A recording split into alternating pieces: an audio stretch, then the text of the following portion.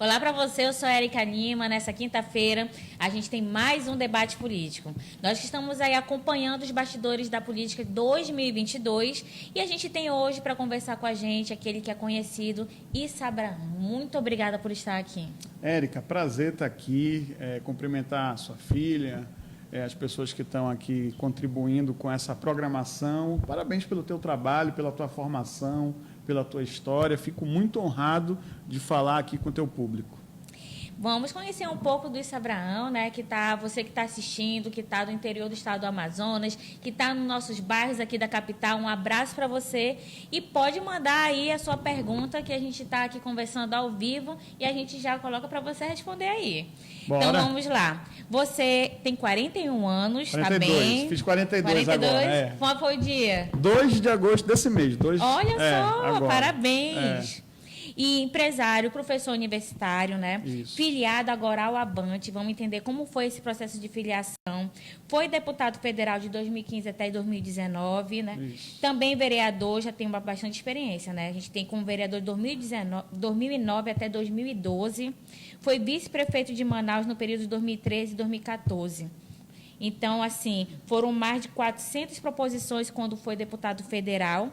Conseguiu 38 milhões para o Amazonas, dinheiro investido na saúde, emprego e renda. E exerceu várias atividades sindicais representativas de classe associada a conselho e também estudantil, que eu lembro. Né? Interessante, né? Eu ouvindo você falar da minha história, e cada vez mais eu percebo o quanto a minha missão, o meu propósito de vida é servir. Porque é o seguinte, eu fui tudo isso aí que você disse, né?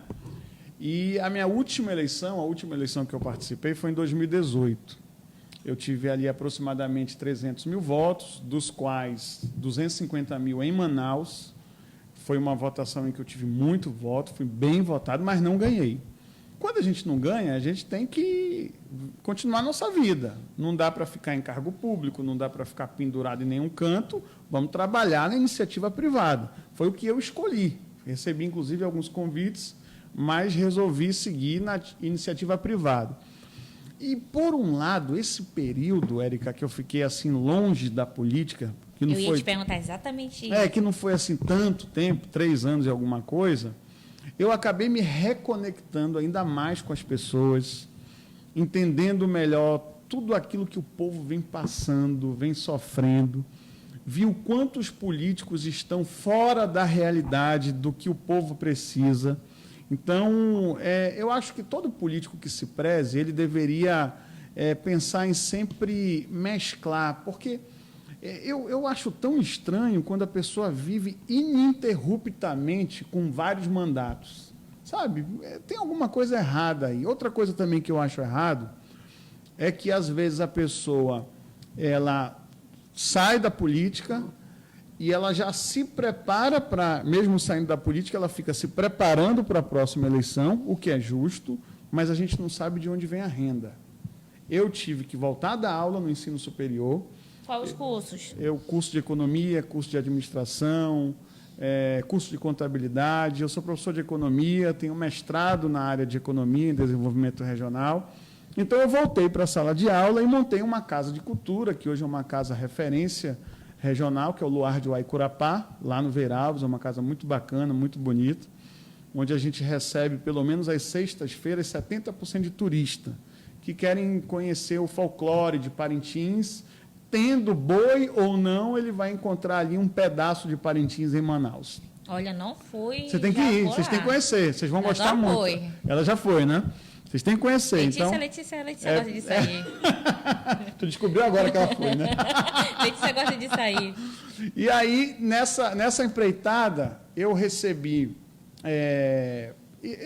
ao mesmo tempo que eu estava gostando da minha vida, trabalhando, minha empresa indo para frente e tal... Mas eu sentia a falta de encontrar algo a mais. A minha vida inteira eu fui político, né? Fui presidente da UESA, do DCE, vereador, deputado federal, vice-prefeito, secretário de obras, fui candidato a governador, candidato ao Senado, candidato ao prefeito. Eu digo, não é possível que a minha vida vai acabar se não for dentro da política. E eu me sentia falta. E aí eu começo a ver um monte de problema acontecendo um monte de problema acontecendo, e eu digo, pô, mas eu tenho ideia para esse problema. Eu sei como resolver esse problema. E onde é que está, onde é que é o local para resolver os grandes temas que estão hoje incomodando a sociedade? Brasília.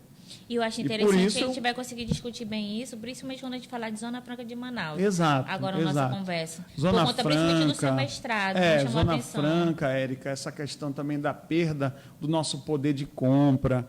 Hoje em dia as pessoas estão desesperadas para pagar uma conta de energia, uma conta de água. O pessoal está se endividando no cartão de crédito para comer, para fazer supermercado. Se a gente pensar 5 anos atrás, com 300, 400 reais, a gente conseguia fazer um supermercado razoável. Hoje, com R$1.000, você não consegue. Ainda tem muita dificuldade. Isso eu estou falando de uma família de classe média que quer viver com o mínimo de conforto. R$1.000 no mês tem dificuldade ainda de fazer um supermercado. Com certeza. E o salário mínimo é 1.212. Então, quer dizer, não dá. O povo... Olha, vou te dar aqui... Água, luz, não dá. Não dá. 77% da população brasileira tem alguma dívida. Né? De cada 10 pessoas que a gente encontra na rua, quase 8 estão endividadas. E dessas quase 8 endividadas, 4 a 5 estão inadimplentes, sem perspectiva de como vai pagar a sua conta. Então, a situação é crítica, a situação causa problemas de toda a natureza. Às vezes a gente sai de casa, toma um banho, bota a melhor roupa, sai de casa, vai viver a vida, mas quando chega em casa, quando olha as coisas, sente aquela pancada, está faltando isso, está faltando aquilo, e aí gera um outro problema, saúde mental. Né? Hoje em dia está todo mundo adoecendo de ansiedade, de depressão, e a gente precisa começar a cuidar da saúde mental das pessoas. Então, assim, eu tenho muitas ideias, muitos projetos. Diante de tanto problema que eu estou vendo, eu resolvi seguir o que eu chamo de meu destino e meu propósito, largar minha empresa, largar tudo e ser candidato a deputado federal. Eu sou uma pessoa extremamente desapegada. Se eu quisesse ser candidato, continuar deputado federal, em 2018 eu não viria para o Senado. Eu já era federal, viria para a reeleição, com chances reais de me reeleger. Mas eu digo, não, era uma missão na época que tinha que analisar, aí eu cumpri a missão, perdi, mas eu sou muito de seguir meu coração. Sabe um jovem que às vezes ganha R$3.000 no salário, de salário numa empresa, só que ele sabe que a empresa não pensa como ele, que a empresa não cuida do meio ambiente, que a empresa não tem nada com tecnologia, ele diz, aí vem uma outra que diz, olha, aqui eu não te pago 3, aqui eu te pago 1.500, mas aqui tem isso, tem aquilo. A empresa, mesmo pagando menos, o pensamento dele entra em sinergia, o propósito dele entra em sinergia. E ele larga aquele emprego que ganhava mais para caminhar com uma empresa que pensa como ele. Então é isso, eu estou largando a minha empresa, largando assim, né? Deixando ela, nesse momento, para seguir o que eu chamo de meu propósito. Então, vamos entender como foi que esse propósito se tornou concreto, né? Diante dessa pré-candidatura. Já conseguiu fazer o registro? Ainda está em tramitação? Já fui registrado, já tenho então, até o CNPJ, já sou candidato. Eu só não posso ainda pedir voto. Porque, só depois do dia 15, do dia 15, mas já sou candidato a deputado federal e agradeço muito ao prefeito Davi Almeida, que logo que assumiu, a gente foi se aproximando devagarinho, ele vem para cá e tal. Fui para o Avante. Quero entender exatamente isso, né? Estava no PDT ainda. Só estava filiado, mas não estava com nenhum tipo de atividade política. Eu era o presidente do PDT no Amazonas. E eu me encantei tanto com o trabalho que o prefeito vem fazendo na gestão em Manaus e com a possibilidade de me unir a ele. Porque eu já tive muitos aliados, eu conheço muitos líderes políticos, nem quero falar mal de ninguém, não é meu interesse. Alguns eu aprendi a admirar, outros eu aprendi a querer estar longe. A questão com o Davi é que eu achei ele muito autêntico, muito verdadeiro. E no início da gestão, como todo mundo sofre muito para tentar encontrar o ponto de equilíbrio, mas depois eu percebi que valia a pena eu me aliar a ele. Então nós estamos juntos. E hoje eu sou o candidato a deputado federal dele para ajudar ainda mais na gestão, trazendo recurso, sendo um operário lá em Brasília positivo no para ajudar. Avante. Inclusive, esse vídeo vai subir no Convergente, né? A gente tem esse vídeo falado pelo juiz eleitoral sobre coeficiente, né, eleitoral. Então, é muito positivo, porque hoje o Avante ele agrega, né, uma força bastante expressiva. O Avante hoje é um partido que ele tem vários candidatos que têm, digamos, uma imagem, porque hoje em dia político, né, é importante a gente falar isso, político, a profissão política caiu muito no descrédito. As pessoas não confiam em político. E a gente está tentando ali fazer uma gestão jovem, uma gestão moderna, junto com o prefeito. E no Avante a gente tem lá 9 candidatos e somando os votos, né, estimando que os votos desses 9 candidatos, a gente consiga eleger um. Torço para que eu seja o primeiro dos 9, né?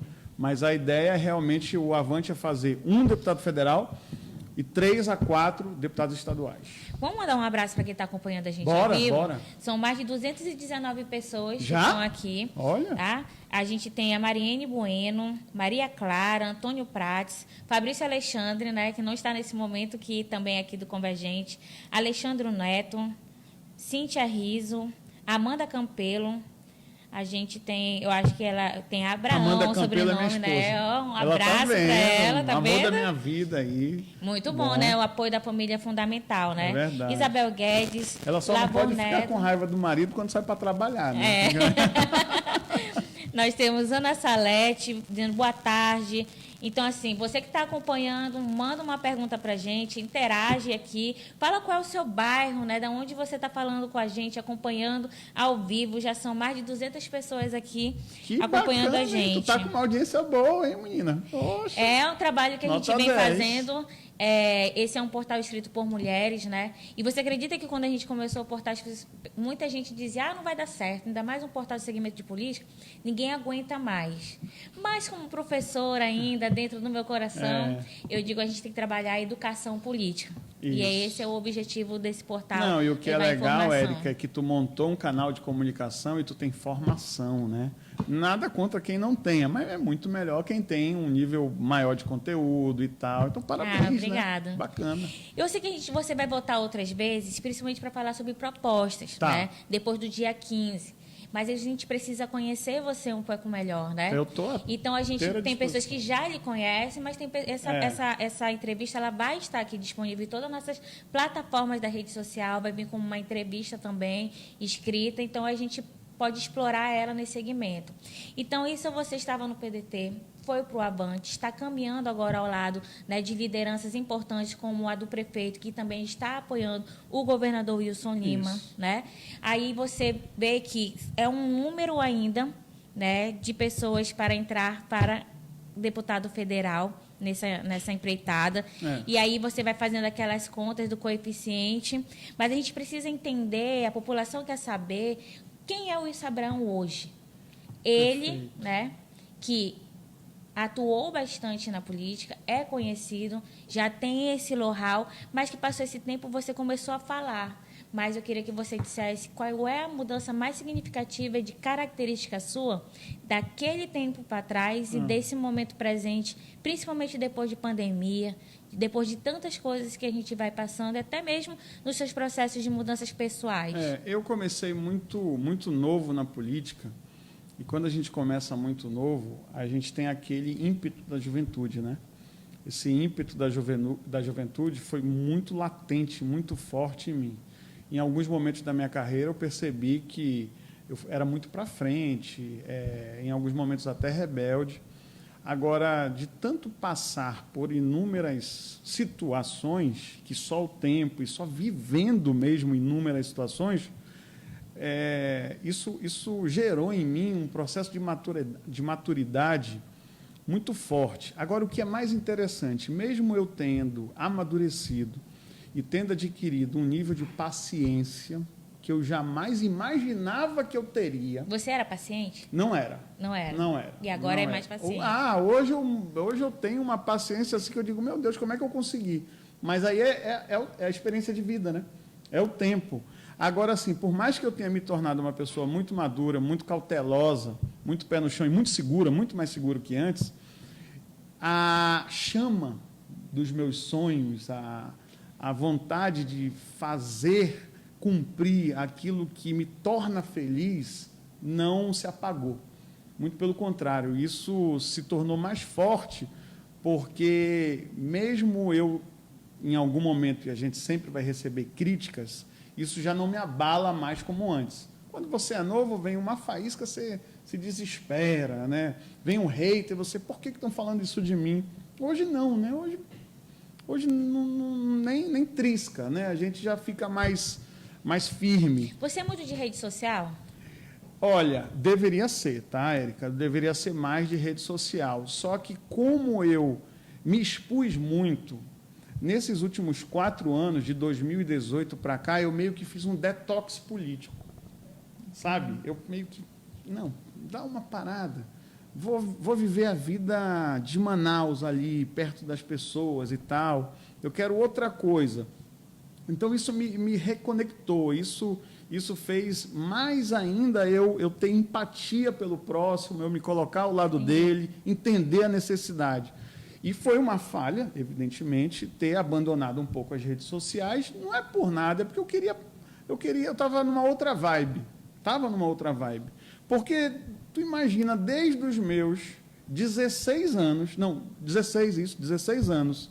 até os meus 38 anos, 16 a 38 anos, eu fiz política. Eu estive em algum... É muito difícil hoje você falar com alguma pessoa acima dos 35 anos em Manaus e ela não ter votado em mim em alguma eleição. Ela pode discordar de mim, ela pode não gostar mais de mim por uma falha minha, ela pode... mas eu já participei de tanta eleição que, em algum momento... essas pessoas votaram em mim. Eu já tive muito voto em várias eleições. Por quê? Porque eu sempre fui muito para frente, sempre fui muito vanguarda, sempre fui muito de estar querendo produzir, querendo realizar. Tanto é que eu tive um problema na prefeitura, porque eu queria fazer as coisas e eu fui tolhido, né? Enfim, isso é outra história. Então, no caso, a paciência foi uma das características que... muito. E aí, pensando hoje, com tudo que você falou, e quando a gente pensa no estado do Amazonas, lembra do estado do Amazonas do teu 16 anos e ele agora? Como que você está achando do Amazonas? Olha, em relação ao Amazonas, eu vejo que... Houve mudança, melhorou? Pois é. Mudança houve, né? Houve sim. Dizer que ficou do mesmo jeito, não ficou. Houve mudança de comportamento, houve uma imigração maior, houve um interesse maior das pessoas de fora do Amazonas de virem para cá, de amarem essa terra. Houve uma evolução no setor de bares e restaurantes. Verdade. Houve evoluções. E com a pandemia, assim, que o pessoal ficou todo mundo trancado, parece que houve uma eclosão, né? O que me comove ainda, que me causa espanto, é o descaso ainda com o interior. É triste, por exemplo, a gente saber... Porque o que é o... Vou dar um exemplo. O que é o PPB, Processo Produtivo Básico? Que são ali as regras iniciais e que devem ser seguidas para se instalar uma empresa na Zona Franca. E o que é o zoneamento ecológico-econômico? Eu boto o ecológico na frente do econômico. É o PPB do setor agrícola, do agronegócio. Enquanto a gente não aprovar um zoneamento ecológico-econômico que demarque o interior do Amazonas e que diga para ele como deve ser feito o agronegócio, em toda a sua totalidade, a gente não vai ter desenvolvimento. Então, assim, isso não avançou.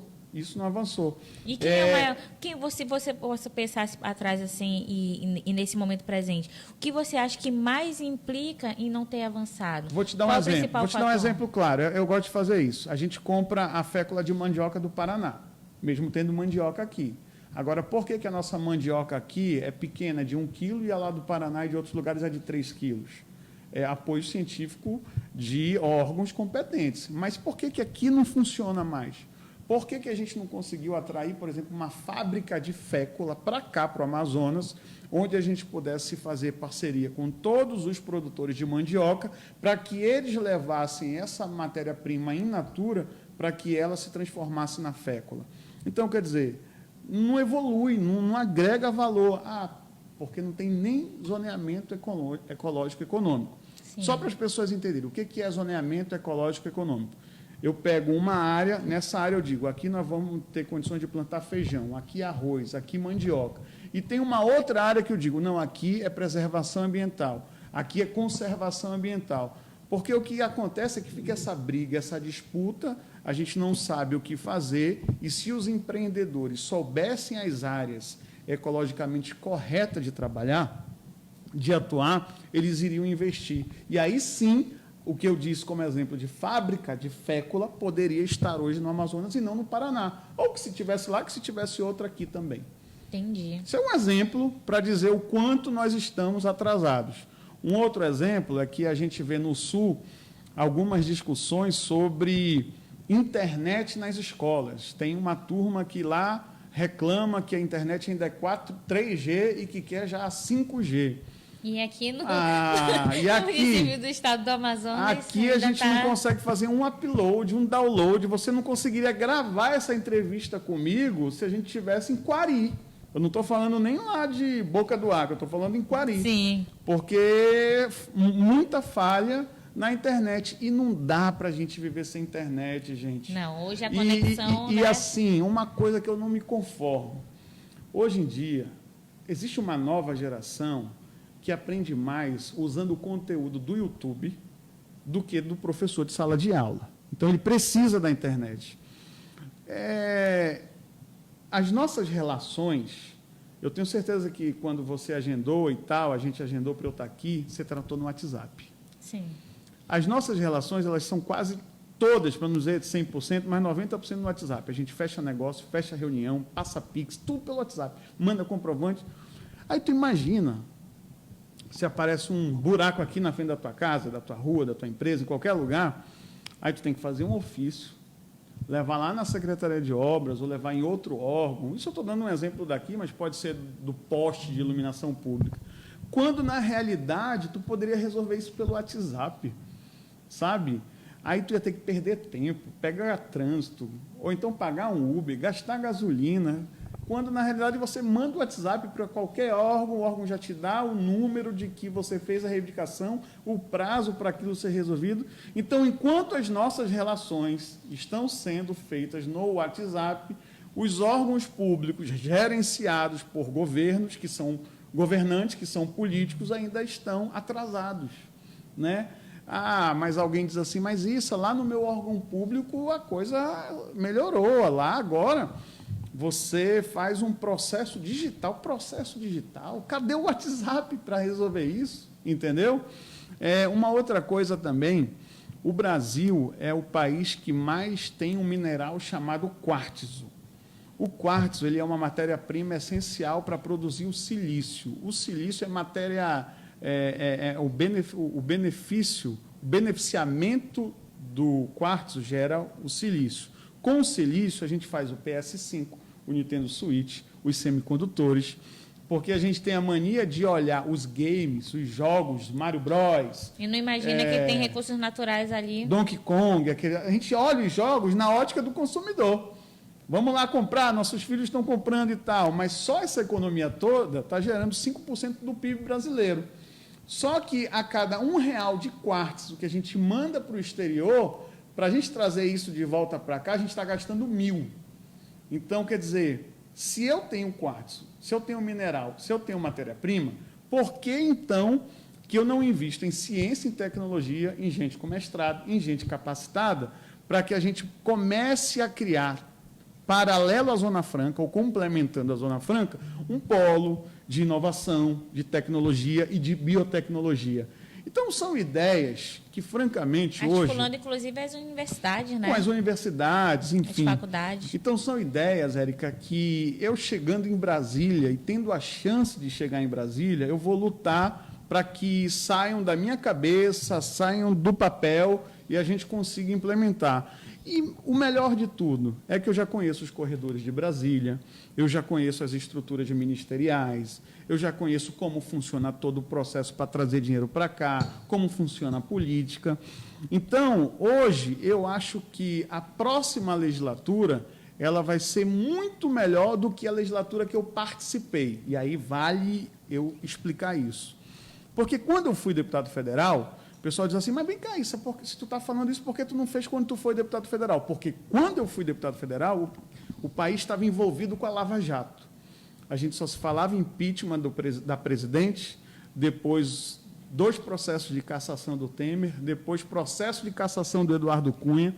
Então, foram 4 anos que não se discutiam soluções para o país e só política, só problema. Então, agora, por mais que a gente ainda viva numa sociedade bipartidária, quase bipartidária, mas já há um espaço e já há um número muito grande de pessoas que querem ouvir solução, para os seus problemas. Então, eu estou me propondo a ser um político que vai levar solução para o problema dessas pessoas. E como é que o Avante, você, né, que representa essa sigla, tá em termos de articulação de apoio presidencial e Senado? Olha, para presidente, eu vou ser bem fraterno aqui. Até um dia desse, eu estava andando com o Ciro Gomes para cima e para baixo aqui em Manaus. Levava ele nas indústrias, levava o Ciro Gomes nas entrevistas, levava o Ciro Gomes para jantar, para almoçar, na casa de alguns políticos. Aprendi muito com ele, sou muito grato aos ensinamentos e às conversas que eu tive com ele nas diversas vezes que ele veio a Manaus. Portanto, o meu voto é em Ciro Gomes. Eu sei que muita gente ainda não conseguiu ter empatia por ele. Mas eu sempre digo para as pessoas assim, você não precisa só ter empatia, mas conheça a capacidade intelectual, o preparo, os projetos. Um dos homens mais inteligentes que eu já conheci em toda a minha vida. Olha que tem gente que diz aí, por aí... Fala muito da questão do temperamento do Ciro. O temperamento, né? É verdade. É só o que falam, né?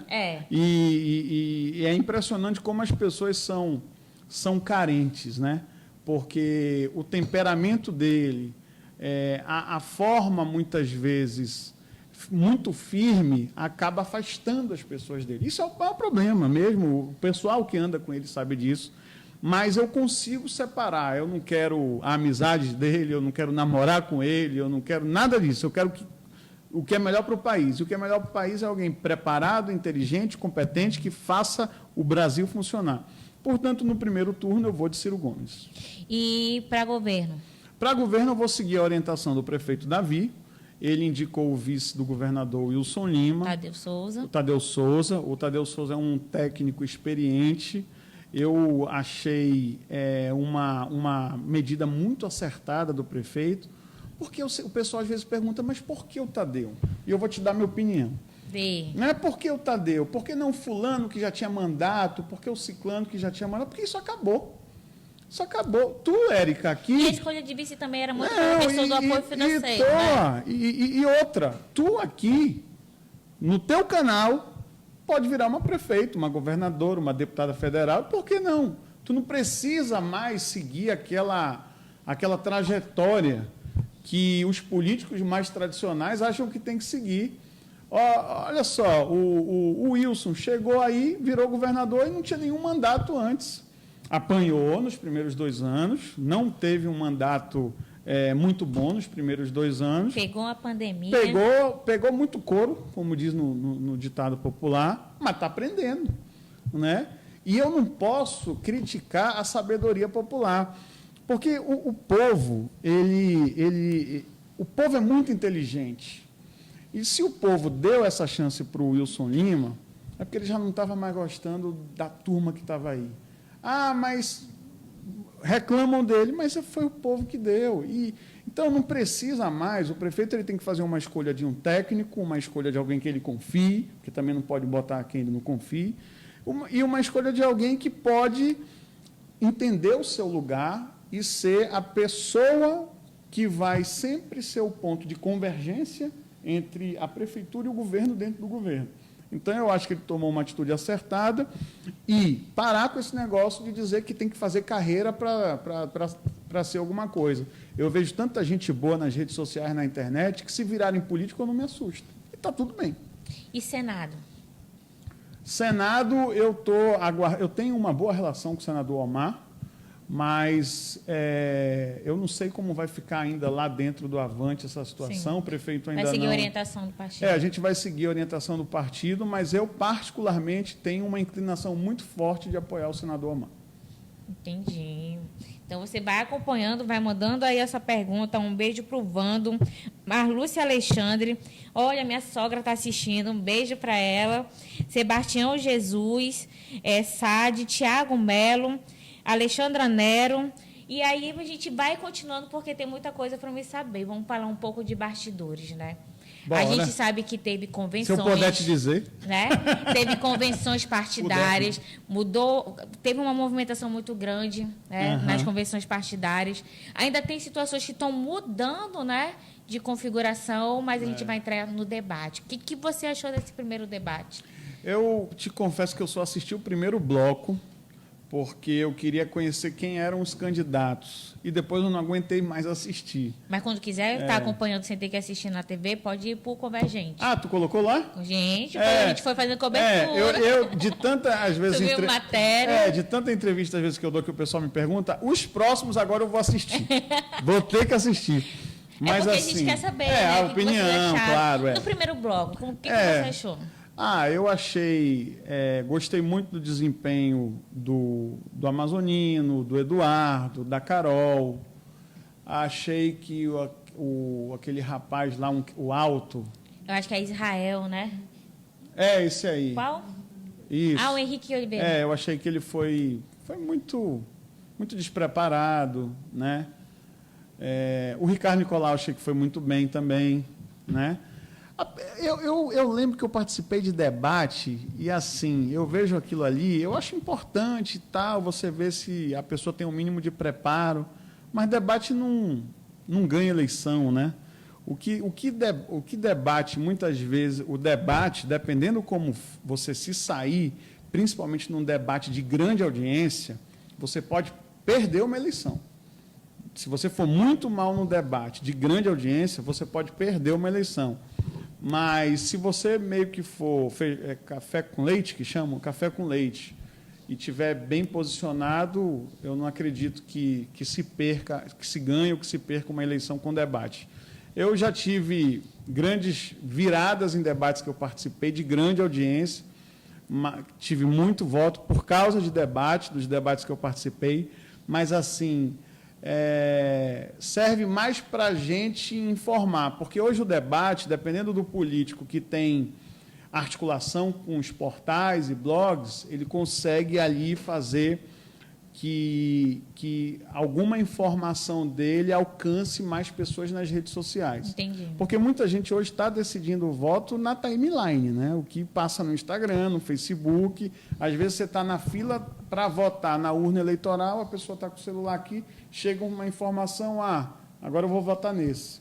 Então, é até bom estar falando isso, porque como tu trabalha com pesquisa, às vezes eu vejo o pessoal criticando o Instituto de Pesquisa, que diz que era uma coisa e na hora acontece outra. E não é que o Instituto de Pesquisa errou ou se vendeu. Ele é um retrato do momento. E esse retrato do momento está mais rápido, tá? Está mais rápido, porque muito mais dinâmico, antes, né? Esse retrato do momento durava 15 dias. Hoje, em um dia, esse retrato muda, por causa da avalanche de informação nas redes sociais. Então, o político, você pesquisou, fez a pesquisa hoje. Na madrugada, dependendo do que acontecer de fake news, no outro dia, a tua mesma pesquisa, em 24 horas, ela pode estar alterada. E não tem nada a ver com a ética, com o problema. É porque realmente esse retrato, essa fotografia do momento, ela foi alterada no dia seguinte. E eleição não é fotografia, né? Eleição é filme, né? É mais longo, é um processo que, como diz aí o jogador de futebol, um técnico de futebol, só acaba como termina. E aí, voltando para os bastidores relacionados à sua estratégia, né? Você vai construindo uma nova caminhada. E aí você não vai falar tudo, né? Mas quais são as principais estratégias que você está pensando, principalmente para atingir os municípios? Tá? Já começou a fazer a caminhada nos municípios do estado do Amazonas? Como é que está essa pegada? Já. Hoje eu tenho alguns parceiros no interior do Amazonas que levam as nossas ideias. Claro que a gente tem um outro formato eleitoral até para alcançar o maior número de eleitores. Então, não dá para eu abraçar, não que eu não queira, mas eu não consigo abraçar o Amazonas inteiro. Já está conseguindo, assim, em termos de articulação com parcerias com prefeitos, com lideranças, como é que está essa estimativa para você? Eu tenho, dentro de alguns municípios, lideranças emergentes. Sim. Por quê? Porque, geralmente, o prefeito ele fecha com algum deputado federal que já está há 4 anos arrumando dinheiro para o município. Então, eu respeito isso, né? No meu caso, como eu não estou no exercício do mandato ainda, né, estarei, se Deus permitir e o povo quiser, eu estou fazendo muitas parcerias com lideranças emergentes. E essas lideranças, elas fazem um barulho enorme e eu tenho muita gente que, às vezes, a gente tem até dificuldade de conseguir atender todo esse chamamento, mas é um pessoal que está com muita garra, é gente que quer ser vereador. Agora, veio comigo aqui, quando eu entrei aqui no teu portal, uma pessoa de Novo Aripuanã que vai ser futuramente o próximo prefeito de Novo Aripuanã. Então, quer dizer, é assim que a gente está trabalhando. Entendi.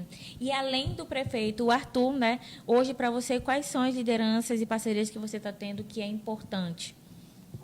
Pode falar? Do prefeito Davi? Além do prefeito Davi, quais são os outros nomes que você está... Além do prefeito Davi, a gente tem conversado com alguns vereadores, com alguns deputados estaduais, e com muitos jovens. Eu tenho ido muito na parte dos jovens, até porque quem tem 35 anos para frente já deve ter me visto, votado, criticado, elogiado em algum momento da vida política do Amazonas.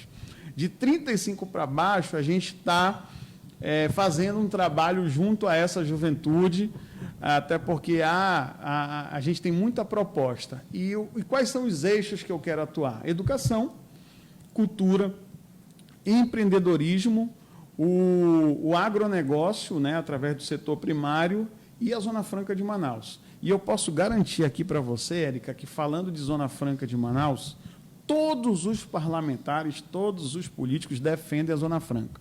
Mas eu ouso dizer para você que nos últimos 15 anos, nenhum político defendeu mais a Zona Franca do que eu. E eu te explico. Eu lembro de um fato que o Maranhão, o estado do Maranhão, eles queriam levar a mesma Zona Franca de Manaus para lá. Então, existe a Zona Franca de Manaus, eles queriam criar a Zona Franca do Maranhão nos moldes da de Manaus.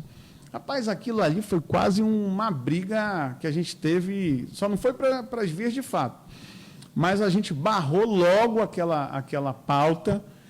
Eu cheguei a protocolar projetos para a nossa Zona Franca se tornar perene. Então, e eu lembro que quando a gente entrou com esses projetos para a Zona Franca se tornar perene, muita gente da bancada do Amazonas dizia: isso, deixa isso quieto, porque senão vai levantar essa discussão da Zona Franca, vai vir a bancada de São Paulo, vai querer meter alguma coisa deles e tal. Eu falei: não, vamos logo fazer isso para a gente se resguardar. Aí pegaram o meu projeto, deixaram na gaveta. Olha o que está acontecendo agora. A gente tem aí várias iniciativas do Paulo Guedes que provocam insegurança jurídica e o número de desemprego em Manaus aumentou. Vale destacar que 12%, se a gente pegar todas as capitais, a média de desemprego gira em torno de 12%. E em Manaus é onde a gente tem uma das médias de desemprego maior, em torno de 17%, 18%. Tudo porque muita gente está indo embora com medo e sem perspectiva de que terá uma segurança jurídica. A gente teve recentemente a vinda do presidente Bolsonaro, né? Teve a Marcha para Jesus e ele falou em Palanque que não iria ter problema com a Zona Franca, e logo depois a gente vem com outros, né, problemas, resoluções que estão vindo da noite para o dia. Como é que você percebe isso? O problema, eu quero que o presidente acerte, eu quero que ele faça uma boa gestão, eu não entendo por que ele não cuida da Zona Franca. Há uma distância entre o que ele fala e o que é efetivamente executado no governo dele. Não bate. Ele diz uma coisa, acontece outra. Então, e nos bastidores, já ouviu alguma coisa dessa relação entre ele e Paulo Guedes? Pois é, eu como já estou no meio político há algum tempo, para mim isso tudo é orquestrado. Tipo, Paulo Guedes, faz o que tu quiser, mas eu vou te criticar, mas faz o que tu quiser porque eu confio em ti e assim a gente vai vivendo. Porque quando ele critica que quando ele diz que ele vai defender a Zona Franca, que ele vai defender, que ele acha um absurdo o que estão dizendo, o que o governo dele... Às vezes ele critica o próprio governo dele, que não é isso, que é isso. Mas quem manda no governo dele? É ele, sabe? Então ele tem que agir. O prefeito, se ele perceber que um secretário está indo por outro caminho que não seja a diretriz política que ele está querendo, ele tem que demitir, ele tem que chamar a atenção, ele tem que resolver. Então, não bate a fala com a prática. Esse tem sido o maior problema do governo. A questão do Bolsonaro é que ele é carismático. Ele é um político carismático, ele é um político que tem uma nação de aquele vovôzão da esquina, que trata todo muito bem, xinga a mãe do outro, xinga o pai do outro, e acaba conquistando a turma. E esse jeito dele é o que ainda dá a ele essa popularidade, é o que ainda dá a ele as condições para se manter no governo, esse carisma dele. Mas, do ponto de vista do desenvolvimento do país e da política real, o governo dele deixa muito a desejar com o estado do Amazonas. E isso, quem fala, não é só eu, aliados dele falam isso. Aliados, parceiros, amigos meus que votam em mim, que são bolsonaristas, falam isso. Às vezes querem defender o Bolsonaro e ficam sem palavras para defender, o que é uma pena, né? Pensando aqui que você foi colocando a sua trajetória e você começou aos 16 anos, né, como você colocou, 16, 17 anos, você se considera velha política? O que você acha da nova política? Ou se você tem uma outra classificação ou uma outra definição para você? Não, eu me considero novo sem ser novato. E aí há uma diferença nisso. Eu novo por quê? 42 anos é novo. Eu estaria velho se eu fosse jogador de futebol, que aí eu teria que me aposentar com 39 no máximo. Mas 42 é novo demais para a política. E não sou nenhum novato, porque já fui muita coisa e muito novo, né? Eu ganhei muitos mandatos muito cedo. E aí vem a tal da maturidade, da experiência, da segurança que eu possuo hoje. Porque como eu comecei muito cedo, eu fui aprendendo mais rápido. Eu vejo políticos mais velhos do que eu, da idade, cometendo erros que eu, com 42 anos, eu digo, não é possível que esse cidadão está cometendo esse erro. Tu consegue me trazer em uma palavra algo que você não cometeria novamente? Em uma palavra? Eu vou te dizer, tolerância. Eu sou bem mais tolerante. Hoje, antes eu ficava aborrecido quando eu dizia uma coisa que eu entendo como verdade, estudado, analisado, comprovado, e se a pessoa discordasse, eu estava provando que eu estava certo. Provando, eu não estou aqui, eu estava provando que eu estava certo. Mas a pessoa ela tem o direito de discordar mesmo eu provando, ok? Entendi. Eu ficava chateado. Hoje, está tudo certo. Está tudo certo. A gente já está quase terminando nossa entrevista. Assim, a tolerância, o respeito ao contrário, a divergência, isso tudo é fantástico hoje em dia. Hoje a gente já está quase terminando, você falou bastante, né? A gente falou das suas proposituras. Tu me deixou falando bastante mesmo. Obrigado, viu? Obrigado. E pensando agora, indo na tua memória lá para os 16 anos, vamos lá, né? E a gente foi colocando o seu currículo, né? Você reforçou. E a gente está nesse momento aqui conversando com as pessoas. E você falou também de várias das suas ações, inclusive, né, pela luta pela Zona Franca de Manaus. Além disso, o que você mais se orgulha de ter feito pelo Amazonas durante todos esses anos na vida pública? Olha, tem várias situações que eu me orgulho. E assim, depende muito do contexto em que eu estava vivendo. Primeiro, eu aprovei uma lei, quando eu era vereador, que obrigava os grandes produtores de eventos, no pré-show dos grandes shows nacionais e internacionais, a darem um espaço para os artistas da terra. Então, me orgulho muito, a lei foi aprovada e tal. Porque tu imagina, vem um artista nacional para cá. Eu tenho uma casa de eventos, eu faço de tudo para ajudar a turma toda. Aí vem um artista nacional e internacional. Aí vai uma multidão assistir. E muitas vezes uma música, uma composição é um filho para o artista, né? Com certeza. Ele quer mostrar, ele quer divulgar, só que ninguém conhece, ele não tem a chance. E aí, meia hora, uma hora antes daquele show nacional, internacional, coloca um artista da terra para ele aproveitar aquele público e divulgar, vender seu peixe. Né? Então, isso foi uma lei nossa. Na Câmara Federal, por exemplo, eu aprovei 3 projetos de lei. Por exemplo, um que eu lembro agora, o assassinato de policiais. É uma lei minha que foi aprovada na Câmara com muito orgulho. O assassinato de policiais passa a ser, para quem comete, crime hediondo. E por quê? Porque assassinar um policial, fazer mal a um policial, não é só a pessoa física, ao pai, ao homem, ao cuidador ali da família, mas é uma afronta ao Estado brasileiro. Ele, além de estar matando um cidadão de bem, um policial, que na sua maioria é um cidadão de bem, ele apontou a arma na bandeira brasileira, ele apontou a arma no Estado brasileiro. Então, do ponto de vista do patriotismo e de entender que aquilo ali é o Brasil, é a segurança nacional na frente, ele tem que pagar uma pena muito maior. Então, essa lei é um orgulho de ter aprovado e ter contribuído imensamente com a categoria dos policiais. Um outro ponto que eu me orgulho muito, eu fui o candidato mais novo do Brasil a governador desde o período de redemocratização, desde a Constituição de 88. E quando eu entrei, eu era muito menino, muito novo, na época eu não dispunha das informações de que disponho hoje, porque a gente vai aprendendo com a vida. E aí eu fui candidato a governador. E depois daquele meu gesto, e aí eu estou falando de 2010, muitos e muitos jovens seguiram o meu exemplo e passaram a lutar por cargos ao executivo, porque antes o pessoal ficava tudo com medo dos caciques. Não, isso não é para ti, não te mete, isso daí é coisa de cacique, tu tem que ralar mais. Eu fui e furei a bolha. Tanto é que o Wilson hoje é governador, Davi hoje é governador. Eles têm a honra o Davi de ser prefeito da sua cidade, isso é uma honra. O Wilson de ser governador de um estado do tamanho do Amazonas, isso é uma honra. E se eles chegaram lá, eu não tenho dúvida em dizer que foi muito do fato de alguém como eu, lá atrás, ter aberto a mata. Sabe, a mata estava fechada, ninguém entrava. Ali. Isso, tem uma palavra própria para isso. É isso, descampado?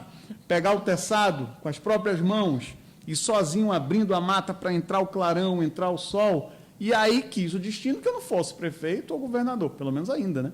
E aí eles vieram atrás e conseguiram galgar. E assim, hoje eu estou muito feliz de estar próximo de um prefeito da envergadura do prefeito Davi Almeida. E tem alguma coisa que você não se orgulha? Tem. Eu briguei. Eu fui brigão, né? E fui brigão porque o meu ímpeto juvenil fez eu ser um brigão. Hoje eu não brigo mais, hoje eu luto. E quando você luta, você segue regras. Né? Briga, você faz, não quer saber, briga de todo jeito e vai. Então, hoje eu digo que eu não brigo, eu luto. Eu luto mesmo, dentro das regras, das normas, luto pelas minhas ideias, luto para que o bem vença sempre o mal e vou para cima. Mas tem umas brigas que eu cometi. Eu brigava muito quando eu era novo. Vou te falar, quando eu jogava bola na rua, no asfalto, que na minha época era assim, né? Aí você colocava 2 sandálias de um lado, 2 sandálias de outro, brincava de golzinho. Eu lembro que mexiam muito com amigos meus. Aí eu tomava as dores e ia brigar pelo meu amigo. Sabe, Érica? Porra, deixava o cidadão brigar lá, eu lá e tinha que ir lá brigar. Hoje já, Wilson, eu digo, não, Abraão, é isso. Nesses tempos agora não dá, eu não brigo mais, hoje eu luto mesmo, por aquilo que eu acredito. Olha, foi muito bom falar com você, a gente vai ter muitos outros momentos, eu tenho certeza, e eu vou deixar essa câmera aqui para você falar com os nossos seguidores, deixar uma mensagem, mas antes dessa mensagem eu quero que você fale para eles o que significa o Amazonas para você. O Amazonas, para mim, é a terra que me faz bem, cara. Por mais que... Eu acho que todo mundo gosta de viajar, né? A gente gosta de viajar, de tomar banho de mar, de voltar. Eu gosto mais de rio. De rio? Tu gosta de rio? Eu gosto de rio. Rio é maravilhoso, tomar banho de rio, de igarapé, né? é top demais. Mas, assim, por mais que a gente viaje, a gente quer voltar para o nosso Amazonas. Ou terra boa, ou gente boa, ou clima bom. Com todo esse calor, eu não consigo me adaptar em nenhuma outra região, sabe? Então, o Amazonas é o ambiente, é o local que mais eu me sinto feliz da vida de estar, sabe? E se eu me sinto feliz, eu trabalho feliz, eu quero fazer o bem para as pessoas com muita alegria e felicidade, e é isso. Então, fala agora com as pessoas, deixa uma mensagem final com quem está acompanhando a gente. É mais de 200 pessoas aqui ao vivo. E aí a gente vai encerrando a nossa entrevista. Eu mando um beijo para todo mundo. E o Issa vai deixar aí uma mensagem para vocês. Ó, eu vou te falar uma coisa. Primeiro, te agradecer esse espaço. Eu dou aula, né? Eu pedi licença agora para a campanha, mas eu dou aula. E, às vezes, eu dou aula para 20 pessoas. E aqui a gente está com uma audiência de mais de 200. Fora que o arquivo disso, mais outras dezenas, centenas de pessoas vão assistir. Então, a gente tem aqui, no mínimo, 10 turmas de 20 pessoas nos assistindo, né? Então, te parabenizar pelo teu trabalho, pela tua audiência, nota 10. Eu acho que você está no caminho certo. E as pessoas que nos assistiram, eu venho pedir essa chance para a gente trabalhar pelas pessoas e pedir para seguir no Instagram, né? Posso, né? Pode deixar então, aí. Vai lá no nosso Facebook, segue a gente, Issa Abraão, H-I-S-S-A, e também o @Issa Abraão no Instagram. E aí tem o número do WhatsApp, que eu toda vez esqueço o número do WhatsApp, mas no Instagram tem, fale com a gente, se tiver alguma ideia, algum projeto, alguma sugestão, pode nos passar que a gente vai compilar no que a gente vai propor ao longo dessa campanha. Obrigado, Érica, e obrigado a todos aqui que estão nessa mesa contribuindo para essa transmissão. Obrigada a vocês e um bom final de semana.